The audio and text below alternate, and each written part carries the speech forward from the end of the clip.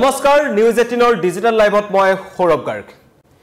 এবাৰ দুৰ্ঘটনা বিতৰ্কত নায়িকা নন্দিনী সোমাই পৰিছে আৰু আজি থানাত হাজিৰ হ'ব লাগিব এগৰাকী নন্দিনী কাশ্যপ যিগৰাকীয়ে শুকুৰবাৰে প্ৰায় পুৱতি নিশা 3 মান বজাত গুৱাহাটীৰ ৰাজপথত এটা ভয়ংকৰ দুৰ্ঘটনা সংঘটিত কৰাৰ এটা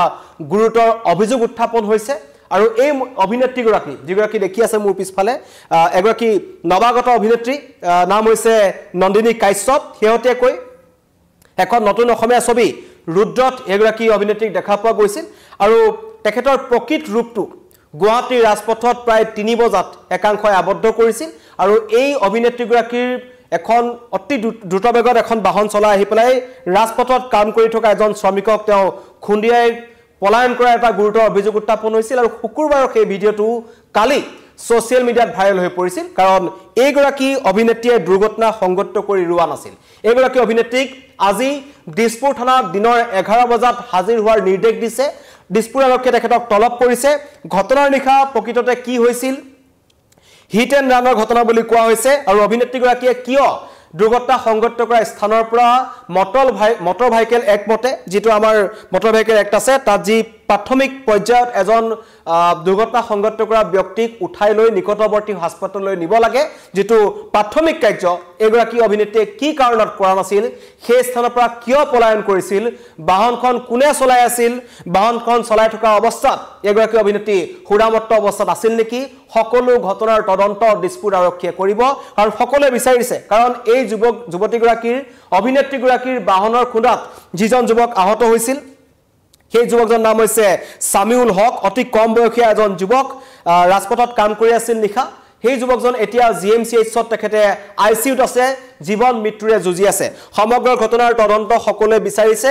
হসাকৈ দুখী হয় না নহয় এগৰাকী অভিনেত্ৰী তাৰ তদন্ত হ'ব লাগে এয়া ঘটনাৰ দিনাখনৰ দৃশ্য দুইটা পক্ষই তেওঁলোকে ভিডিঅ' কৰিছিল অভিনেত্ৰীগৰাকীও ভিডিঅ' কৰিছিল লগতে এই অন্য পক্ষটো ভিডিঅ' কৰিছিল যিসকল লোকে এই অভিনেত্ৰীগৰাকীৰ বাহনখনৰ পিছে পিছে গৈ তেখেতক খুদা পোছা কৰিছিল জবাবদিহি কৰিছিল যে কিয় আপুনি ৰাজপথত কাম কৰি থকা শ্ৰমিকজনক খুন্দিয়াই তাৰ পৰা পলায়ন কৰিছে কিন্তু সেই সময়ত এগৰাকী অভিনেত্ৰীয়ে তেখেতৰ নিজৰ ভুল মানি লোৱা নাছিল তৰ্কাতৰ্কিত লিপ্ত হৈছিল আৰু এই ভিডিঅ'তে কালিৰ দিনটোত তীব্ৰ সকলোৰে মাজত এটা চাঞ্চল্যৰ সৃষ্টি কৰিছে প্ৰতিক্ৰিয়া প্ৰকাশ কৰিছে বিভিন্নজনে যে এগৰাকী অভিনেত্ৰী যদি তেওঁ দুৰ্ঘটনা হয় এয়া যুৱকজনৰ অৱস্থা পিছৰ পৰ্যায়ত জিএমচিএইচত এতিয়াও চিকিৎসাধীন হৈ আছে এজন হৈছে যুৱকজন যিজনে সেই পথ নিৰ্মাণকাৰী প্ৰতিষ্ঠানত কৰ্মৰত আছিল নাম হৈছে সামিউল হক আৰু অতি সংকটজনক অৱস্থাত এতিয়া আইসিইউত আছে ভুলকাৰ আসলতে হিট এণ্ড ৰানৰ ঘটনা যুৱতীগৰাকী এটা কথা প্ৰথমতে কৈছিল যে দুৰ্ঘটনা জানি বুজি কৰা নাযায় দুৰ্ঘটনা হৈ যায় সঁচা কথা দুৰ্ঘটনা হৈ যায় দুৰ্ঘটনাৰ কথা কোনে ক'ব নোৱাৰে কিন্তু দুৰ্ঘটনা সংঘটিত কৰাৰ পাছত দুৰ্ঘটনাত আহত হোৱাজন বা দুৰ্ঘটনাজনৰ কাষত ৰখাটো এটা কৰ্তব্য সেই কৰ্তব্য কিন্তু পালন কৰা নাছিল এগৰাকী অভিনেত্ৰী নন্দিনী কাশ্যপে তাৰ কাৰণে আজি দিছপুৰ আৰক্ষীয়ে তেখেতক ইতিমধ্যে তলব কৰিছে দিনৰ 11 বজাত তেখেত দিছপুৰ থানাত হাজিৰ হ'ব লাগিব হাজিৰ হয় না নহয় হেতু এতিয়া লক্ষণীয় হ'ব কাৰণ এগৰাকী অভিনেত্ৰীৰ বিৰুদ্ধে গুৰুতৰ অভিযোগ উত্থাপন হৈছে যুৱকজনৰ পৰিয়ালে কি মন্তব্য কৰিছিল আমি আপোনালোকক প্ৰথমতে শুনা বিচাৰিছো বৰ্তমান ক্ৰিটিকেল অৱস্থাত আছে আইসিইউত আছে দুখন ভৰি কমপ্লিট ভাঙিছে সো ভৰিখন 3 জাগাত ভাঙিছে মানে ছিঙি গৈছে আৰু বাঁ ভৰিখনত দুটা জাগাত ভাঙিছে আৰু কঁকালত এই হাড়ি এডাল ভাঙিছে ইখন হাত ভাঙিছে ইয়াৰ পৰা ওলাই গৈছে হাতখন কৈছে কি নাই মই এইবিলাকত নাই আপোনালোকে কেছ কৰক যি কৰে কৰক মই খৰচ পাতি দিব নোৱাৰোঁ এতিয়া আমাৰ মানুহক তেনেকুৱা কৈছে তাৰমানে বৰ্তমান ক্ৰিটিকেল অৱস্থাত আছে আইসিইউত আছে দুখন ভৰি কমপ্লিট ভাঙিছে সো ভৰিখন 3 জাগাত ভাঙিছে মানে ছিঙি গৈছে আৰু বাঁ ভৰিখনত দুটা জাগাত ভাঙিছে আৰু কঁকালত এই হাড়ি এডাল ভাঙিছে ইখন হাত ভাঙিছে ইয়াৰ পৰা ওলাই গৈছে হাতখন কৈছে কি নাই মই এইবিলাকত নাই আপোনালোকে কেছ কৰক যি কৰে কৰক মই খৰচ পাতি দিব নোৱাৰোঁ এতিয়া আমাৰ মানুহক তেনেকুৱা কৈছে তাৰমানে বৰ্তমান ক্ৰিটিকেল অৱস্থাত আছে আইসিইউত আছে দুখন ভৰি কমপ্লিট ভাঙিছে সো ভৰিখন 3 জাগাত ভাঙিছে মানে ছিঙি গৈছে আৰু বাঁ ভৰিখনত দুটা জাগাত ভাঙিছে আৰু কঁকালত এই হাড়ি এডাল ভাঙিছে ইখন হাত ভাঙিছে ইয়াৰ পৰা ওলাই গৈছে হাতখন কৈছে কি নাই মই এইবিলাকত নাই আপোনালোকে কেছ কৰক যি কৰে কৰক মই খৰচ পাতি দিব নোৱাৰোঁ 25 জুলাইৰ পুৱতি নিশা AS01 FM 9199 নম্বৰ এখন গাড়ী আছিল এই গাড়ীখনত এগৰাকী অভিনেত্ৰী আহি আছিল আৰু দুৰ্ঘটনা সংঘটিত কৰি অতি ৰহস্যজনকভাৱে সেই স্থানৰ পৰা পলায়ন কৰিছিল আৰু পলায়ন কৰি নিজৰ বাহনখন কাহিলিপৰাৰ দক্ষিণ গাঁৱত থকা এটা এপাৰ্টমেণ্টৰ ভিতৰত সোমোৱাই দিছিল এগৰাকী অভিনেত্ৰীয়ে আৰু যি ন্যূনতম যি মানৱীয়তা মানুহৰ থাকিব লাগে যে দুৰ্ঘটনা সংঘটিত হ'ল নিকটৱৰ্তী হস্পিটেললৈ তেখেতক লৈ গ'ল প্ৰাৰম্ভিক যি চিকিৎসা কৰাব লাগিছিল সেই চিকিৎসাখিনি এইগৰাকী অভিনেত্ৰীয়ে কৰা নাছিল নাম হৈছে নন্দিনী কাশ্যপ আৰু পৰৱৰ্তী সময়ত তেওঁক জবাবদিহি কৰিবলৈ যোৱা লোকসকলৰ সৈতে এগৰাকী অভিনেত্ৰী তৰ্কাতৰ্কিত লিপ্ত হোৱাৰ কিছুমান দৃশ্যাংশ আহি পৰিছে নিজৰ ভুল মানি লোৱা নাছিল আৰু শেহতীয়াকৈ কালি যেতিয়া ৰাজ্যজুৰি তীব্ৰ প্ৰতিক্ৰিয়াৰ সৃষ্টি হ'ল সামাজিক মাধ্যমত আহি তেওঁ নিজৰ ভুল স্বীকাৰ কৰিছে কিন্তু অতি ৰহস্যজনকভাৱে সংবাদ মাধ্যমৰ পৰা আঁতৰি আছে এগৰাকী অভিনেত্ৰী শেহতীয়াকৈ এখন ৰুদ্ৰ বুলি এখন ছবিত তেখেতক দেখা পোৱা গৈছিল আৰু এনেবোৰ ঘটনা গুৱাহাটী মহানগৰীত ইয়াৰ আগতে হৈছে ৰাজকন্যাৰ যিটো ঘটনা সংঘটিত হৈছিল নতুনকৈ কোৱাৰ প্ৰয়োজন নাই সম্পূৰ্ণ সুৰামত্ত অৱস্থাত আছিল পৰৱৰ্তী সময়তো আমি দেখিছো গুৱাহাটীত একাংশ উদন্ত যুৱক যুৱতীয়ে নিশাৰ ভাগত পুৱতি নিশা 2 বজাত 3 বজাত 12 বজাত বহু লোকক খুন্দিয়াই আহত কৰিছে কিন্তু তাৰ পাছত তেওঁলোকে তাৰ পৰা পলায়ন কৰে হিট এণ্ড ৰানৰ ঘটনা এগৰাকী অভিনেত্ৰীৰ বিৰুদ্ধে অভিযোগ উত্থাপন হৈছে গাড়ী নম্বৰ AS01 FM 9199 নম্বৰৰ গাড়ীত আছিলে পুৱতি 3 বজাত ক'ৰ পৰা পুৱতি নিশা 3 বজাত অভিনেত্ৰীগৰাকী ক'ৰ পৰা আহিছিল আৰু তেওঁ যেটো এপাৰ্টমেণ্টত গাড়ীখন সোমাই দিছিল সেই এপাৰ্টমেণ্টত থকা এজন যুৱকে জবাবদিহি কৰিবলৈ যোৱা লোকসকলক আক্ৰমণ কৰিবলৈ অহাৰ এটা গুৰুতৰ অভিযোগ উত্থাপন হৈছে আৰু অতি ৰহস্যজনকভাৱে যুৱতীগৰাকীয়ে সেই নিশা ক'লে পিছৰ পৰ্যায়ত ক'লে যে মই চিকিৎসাৰ যিখিনি খৰচ আছে সেইখিনি বহন কৰিম কিন্তু পৰৱৰ্তী সময়ত যেতিয়া এই যুৱকজনৰ পৰিয়ালৰ লোকে অভিনেত্ৰীগৰাকীৰ সৈতে যোগাযোগ কৰিছিল তেওঁ কৈছিল আপোনালোকে কেছ কৰিলে কৰক যি কৰিলে কৰক মই কিন্তু কোনো ধৰণৰ খৰচ বহন কৰিব নোৱাৰো এই ধৰণৰ গুৰুতৰ অভিযোগ উত্থাপন হৈছে এগৰাকী অভিনেত্ৰীৰ বিৰুদ্ধে কি কাৰণত পলাইছিল আৰু ৰেজাউল হকৰ মুমায়েক আৰু মাকে এটা কথা কৈছে যে পলিটেকনিকৰ ছাত্ৰ 21 বছৰীয়া সামিউল হক তেখেতে নিজৰ পৰিবাৰৰ কিছুমানৰ কামৰ কাৰণে তেওঁ পুৱতি নিশা ৰাজপথত কাম কৰি আছিল আৰু এখন ভৰিৰ 3 ঠাইত ছিগিছে এই যুৱকজনৰ ইমানে ভয়ংকৰ আছিল এই পথ দুৰ্ঘটনা আনখন ভৰিও ছিঙি যোৱাৰ উপক্ৰম হৈছিল কিন্তু তাৰ পাছতো এইজন সামিউল হকক নিজৰ বাহনখনত উঠাই নিকটৱৰ্তী হাস্পতাললৈ নিনিলে এগৰাকী নন্দিনী কাশ্যপে কিন্তু তাৰ পাছতেই দেওবাৰে যেতিয়া তেওঁলোকৰ পৰিয়ালে যোগাযোগ কৰিছিল তেতিয়া পাভলতি মাৰিছিল এগৰাকী নন্দিনী কাশ্যপে কৈছে যে দুৰ্ঘটনা সংকটত কোনো যোগাযোগ নকৰিবলৈ ধমকি দিছিল এগৰাকী নন্দিনী কাশ্যপে আনকি আইনৰ সহায় লৈ লওক বুলি মন্তব্য কৰিছিল নন্দিনী কাশ্যপে কিন্তু কালি যেতিয়া এই ভিডিঅটো ভাইৰেল হ'ল তাৰ পিছত ৰাজ্যজুৰি যেতিয়া প্ৰতিক্ৰিয়াৰ সৃষ্টি হ'ল সকলোৱে এই অভিনেত্ৰীগৰাকীৰ বিৰুদ্ধে যেতিয়া ক'লে যে অভিনেত্ৰীগৰাকীৰ বিৰুদ্ধে কঠোৰ ব্যৱস্থা গ্ৰহণ কৰিব লাগে যদিহে সঁচাকৈ অভিনেত্ৰীগৰাকীয়ে এই দুৰ্ঘটনা সংঘটিত কৰিছিল তাৰ পাছতে কিন্তু ৰূপ ফলাইছে পুনৰ এগৰাকী অভিনেত্ৰী নন্দিনী কাশ্যপে তেখেতে কি মন্তব্য কৰিছিল সামাজিক মাধ্যমত আহি আৰু তেওঁ কি মন্তব্য কৰিছিল আমি আপোনালোকক পুনৰবাৰ শুনাব বিচাৰিছো এগৰাকী শিল্পী হিচাপে মই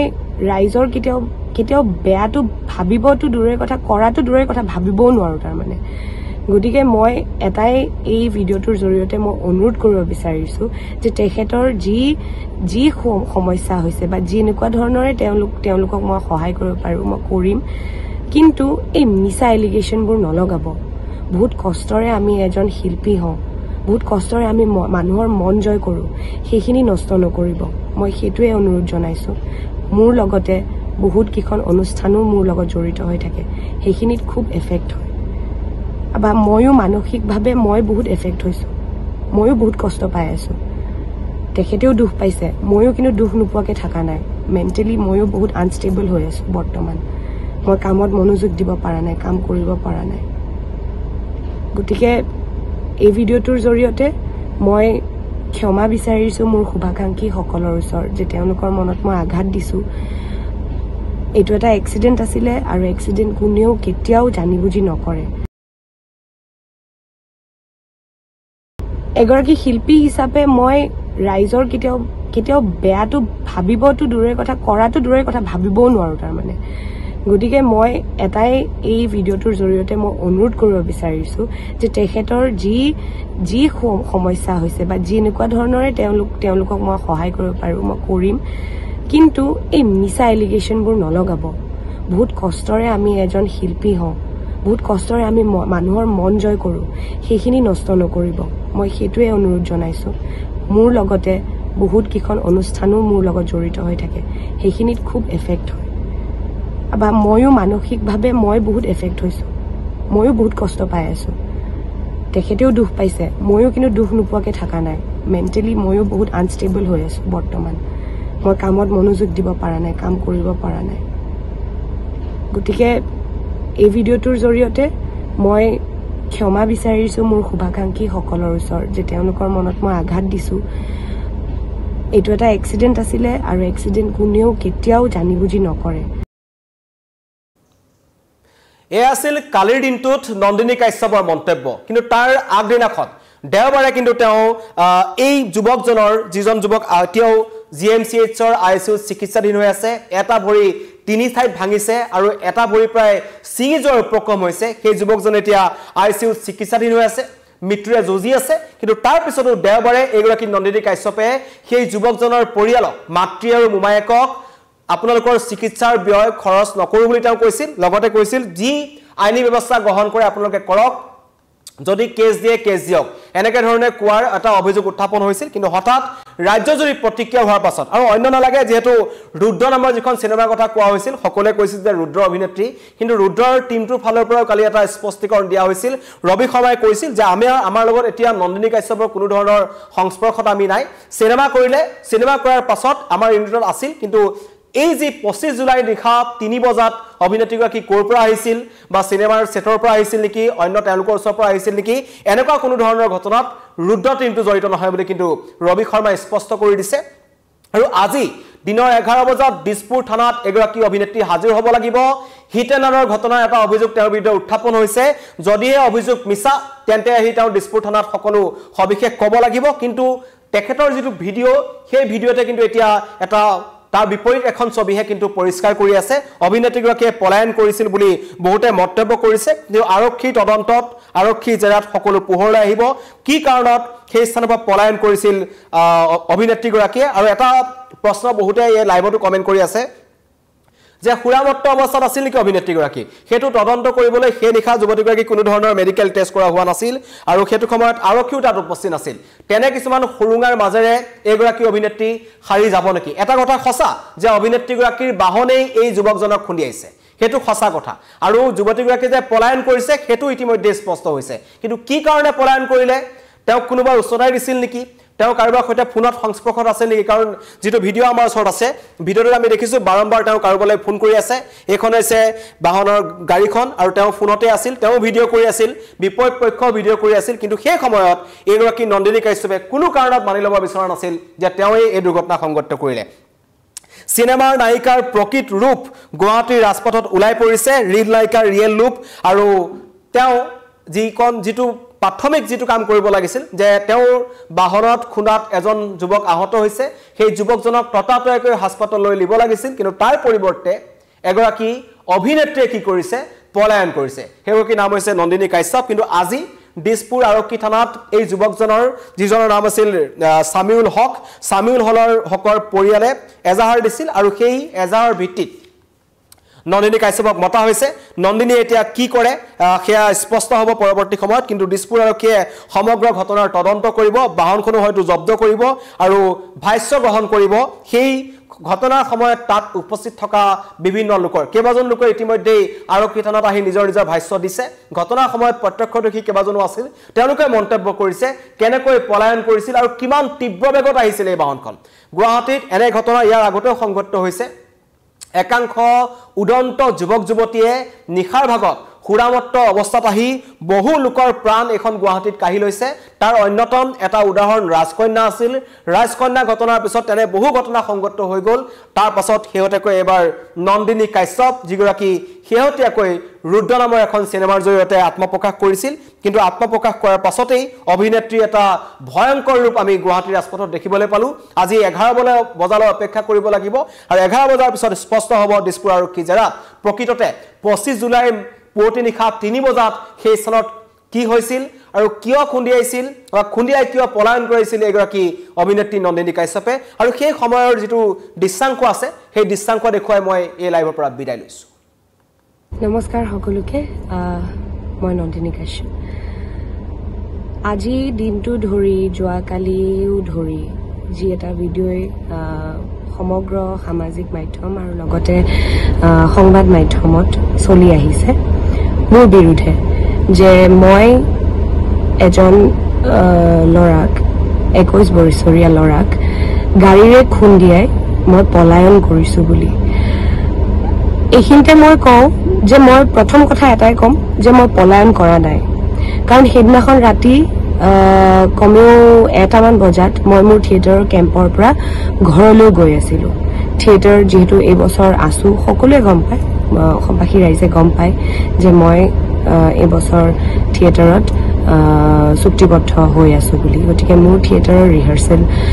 চলি আছে গতিকে থিয়েটাৰ ৰিহাৰ্সেল শেষ কৰি যেহেতু পিছদিনাখন অফ গতিকে মই ৰাতি ঘৰলৈ বুলি গলো ঘৰলৈ বুলি যোৱাৰ পিছত মোৰ ঘৰ যেহেতু বামুণী মৈদামত মোৰ দুটা বাট আছে হয়তো জালুকবাৰী মালিগাঁও হৈ মই যাব পাৰোঁ আৰু নতুবা মই হাইৱে হৈ লাল গণেশ বা VIP হৈও যাব পাৰোঁ মই জালুকবাৰীৰ ৰাইট সাইডটো জালুকবাৰীৰ সাইডটো মই এইটো কাৰণে নললো কাৰণ কিয় সিফালে ব্ৰিজ বনাই আছে কনষ্ট্ৰাকচন চলি আছে গতিকে কনষ্ট্ৰাকচনৰ কাৰণে তেওঁলোকৰ সুবিধাৰ বাবে তেওঁলোকে ৰাস্তাবোৰ কেতিয়াবা ব্লক কৰে আৰু ৰাতি বহুত দেৰি ফচিবলগীয়া হয় আৰু যেহেতু মই নিজে ড্ৰাইভ কৰি গৈ আছিলো মই সেই বাটটো নলৈ মই হাইৱেটো লৈছিলো মই ভাবিলো এই ৰাস্তাটো খোলা হয় মই ঘৰ সোনকালে পামগে গতিকে মই সেইফালেদি হাইৱে হৈ মই লাল গণেশ সোমালো আৰু লাল গণেশৰ পৰা মই চাইকেল ৰুট হৈ পেলাই দক্ষিণ গাঁও গৈ আছিলো গৈ থাকোতে চাইকেল ৰুট পাৰ হৈয়ে যেতিয়া মই দক্ষিণ গাঁৱৰ ফালে মই টাৰ্ণ ললো মোৰ সন্মুখত এখন ট্ৰাক আছিলে আৰু ট্ৰাকখন বেছ ডাঙৰ ট্ৰাক আছিলে সেই ট্ৰাকখনৰ কাৰণে আচলতে ৰাস্তাৰ ইপাৰৰ মানুহ যোন আছে যদি কোনোবা আছে তেওঁলোকে